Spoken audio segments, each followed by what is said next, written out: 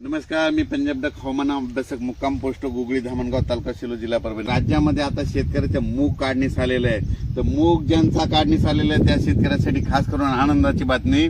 तुम्ही काय करा, 19 तारखेपर्यंत 19 ऑगस्ट पर्यंत तुम्ही तुमचे मूग काढून घ्या, कारण की राज्यामध्ये 20 ऑगस्ट ते 2 सप्टेंबर दरम्यान राज्यात बंगालच्या खाडीमध्ये 2 लो प्रेशर तयार होणार आहेत आणि त्याचा पाऊस मात्र महाराष्ट्र आणि कर्नाटकमध्ये पडणार आहे। म्हणून हा अंदाज लक्षात घ्यायचा। म्हणून सर्व शेतकऱ्याला सांगू इच्छितो की राज्यामध्ये आजपासूनच काही भागात सूर्यदर्शन होणार आहे, पण 12 पासून मात्र राज्यात सर्वत्र सगळी एकदम कडक सूर्यदर्शन होणार आहे। म्हणून ही खास करून शेतकऱ्यासाठी आनंदाची बातमी। राज्यातील सर्व शेतकऱ्याला सांगू इच्छितो की राज्यामध्ये आज 10 आणि 11 आणखीन 2 दिवस थोडा भाग बदलत थोडे सरी येणार आहेत, म्हणून हा अंदाज लक्षात घ्यायचा। पण राज्यात मात्र 12 तारखेपासून मराठवाडा, पश्चिम महाराष्ट्र या भागामध्ये चांगलं सूर्यदर्शन घडणार आहे, म्हणून हा अंदाज लक्षात घ्यायचा। आता नेमकं 12 तारखेपासून सूर्यदर्शन कोणत्या कोणत्या जिल्ह्यात जास्त होणार आहे हे तुम्हाला सांगतो।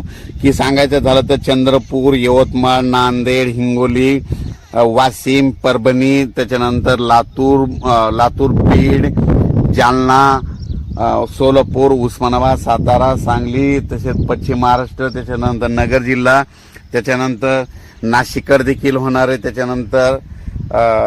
त्याच्यानंतर परत इकडं संभाजीनगर होणार आहे, जळगावकडे होणार आहे, बुलढाण्याकडे होणार आहे।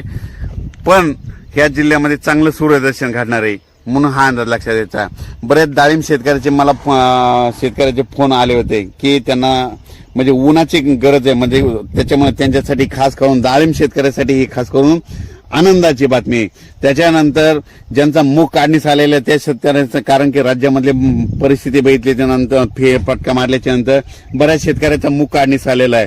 तर ह्या म्हणजे आता 10 दिवस सूर्यदर्शन भेटणार आहे आणि त्या शेतकऱ्याचे मूग सुखरूप घरी येणार आहेत, म्हणून खास करून त्यांच्यासाठी देखील आनंदाची बातमी। 20 ऑगस्ट पासून ते 2 सप्टेंबर दरम्यान बंगालच्या खाडीमध्ये 2 लो प्रेशर होणार आहे आणि त्याचा पाऊस मात्र कर्नाटक आणि महाराष्ट्रामध्ये चांगल्या स्वरूपाचा पडणार आहे। अचानक वातावरणात बदल झाला तर लगेच एक मेसेज दिला जाईल। धन्यवाद।